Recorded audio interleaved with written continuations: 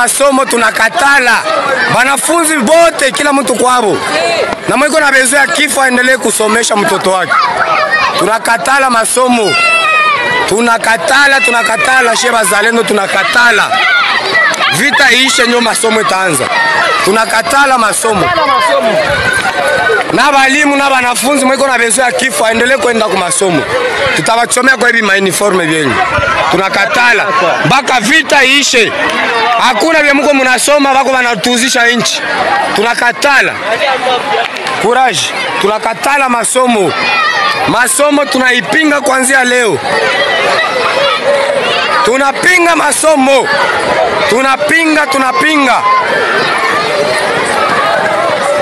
Tunapinga masomo. Hatutaki masomo. Tunakatala hakuna cha masomo mpaka vita ishe. Tunakatala. Masomo vitu gani? Toka. Kashenzi mwe. Tunapinga masomo. Na walimu wote ni kufunga. Tunapinga masomo. A partir ya leo. Masomo tunaikatala. Maneno ya masomo no. Mzazi mwiko na bezo azike atume mtoto wake kwa masomo. Tunapinga masomo.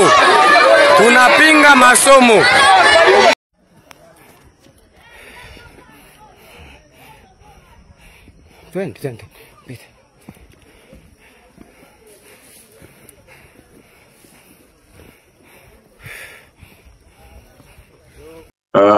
Mercredi 10 septembre 2025, nous allons donc nous rendre dans le territoire des Cabarets, plus précisément donc à la limite avec la ville de Bukavu. Chers téléspectateurs d'Afro Info D143, vous devez retenir que les combats se poursuivent aussi dans le territoire des Cabarets. Qu'est-ce qui se passe dans le territoire des Cabarets? Comme nous l'avons bien titré, Bukavu sous menace de nouveau des résistants wazalendo, en tout cas depuis les lignes de front donc du territoire des Cabarets. D'ailleurs, dans un meeting, les wazalendo menacent encore de revenir à Bukavu pour donc chasser les rebelles du M23 qui occupent cette ville depuis le 15 février de l'année en cours. Vous devez retenir que des wazalendo donc interdisent l'ouverture des écoles dans certaines zones du Nord Kivu et du Sud Kivu. Vous devez retenir qu'ils invoquent la persistance de la guerre et estiment que les rebelles du M23 soutenus par l'armée rwandaise n'ont pas qualité pour lancer donc l'année scolaire. Ils menacent que celui qui veut donc mourir et continue à porter l'uniforme scolaire dans les zones de combat. D'ailleurs, dans un meeting qu'ils ont donc animé, on peut voir les wazalendo dire qu'ils vont donc descendre dans la ville de Bukavu depuis le territoire des Cabarets. Vous devez retenir que le territoire des Cabarets est à limite avec donc la ville de Bukavu. Alors les wazalendo disent qu'ils vont donc à tout prix descendre dans la ville de Bukavu pour rechasser les rebelles du M23 qui occupent la ville et qui continuent donc à imposer, selon les wazalendo, des taxes illégales aux paisibles citoyens.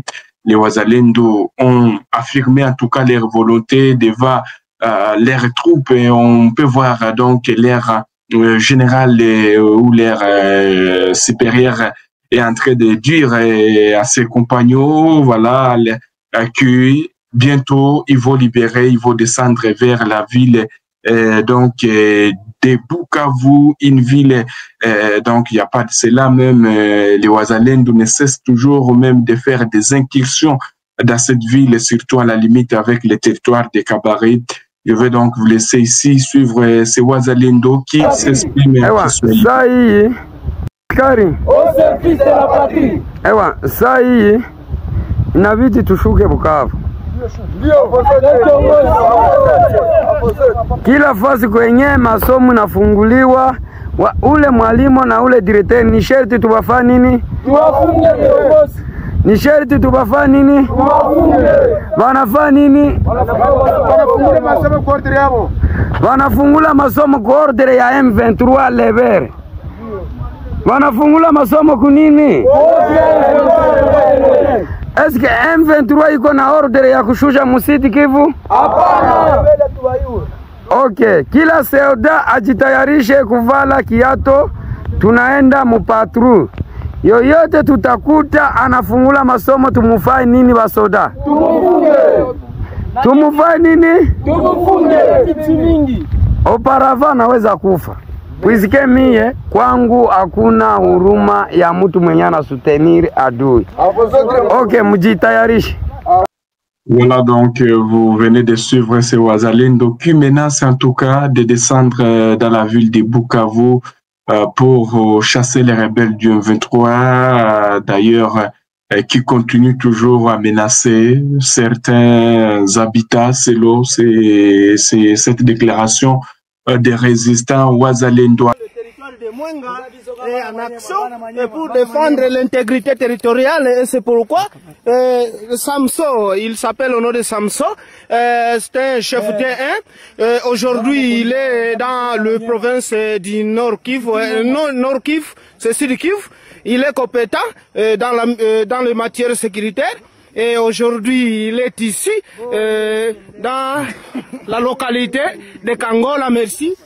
Alors, comme nous sommes en train de parler toujours de la province du Sud Kivu, on va se rendre dans la ville d'Ouvira. Qu'est-ce qui se passe dans la ville d'Ouvira? Chers téléspectateurs d'Afro Info de 143, vous devez retenir que la situation est redevenue calme donc dans la ville d'Ouvira, alors qu'il y a eu plusieurs sources qui ont donc confirmé, ce ne sont pas des sources officielles qui ont confirmé que on voulait dire le général Gassita Olivier qui était contesté et aurait déjà quitté à travers donc les Burundi, mais ce n'est pas une source officielle et vous devez retenir qu'il y a une mission gouvernementale et en route vers la ville d'Ouvira. D'ailleurs, elle est conduite par le vice-premier ministre de l'Intérieur et Sécurité, Jacquemaine Chabani Luko. La mission donc voulait dire la mission a quitté Kinshasa cet après-midi via Bujumbura pour tenter de calmer la situation tendue à Ouvira depuis plusieurs jours suite, chers téléspectateurs, à des mouvements de contestation de l'affectation du général Olivier Gassita Mukunda comme commandant donc adjoint de la 33e région militaire en charge d'opérations et de renseignements. Vous devez retenir que la question a fait l'objet d'une réunion interinstitutionnelle présidée le lundi dernier par son Excellence Félix-Antoine Tshisekedi Tshilombo. Le chef de l'État est préoccupé par cette situation et il est donc envoyé une délégation qui va donc y arriver peut-être dans les heures qui suivent pour voir si cette délégation va calmer la population pour que les choses puissent encore marcher très bien. Alors, on va parler aussi de cette déclaration du général autoproclamé de Wazalendo, Guido Chimwerayi, qui fait face aux rebelles du M23 dans les territoires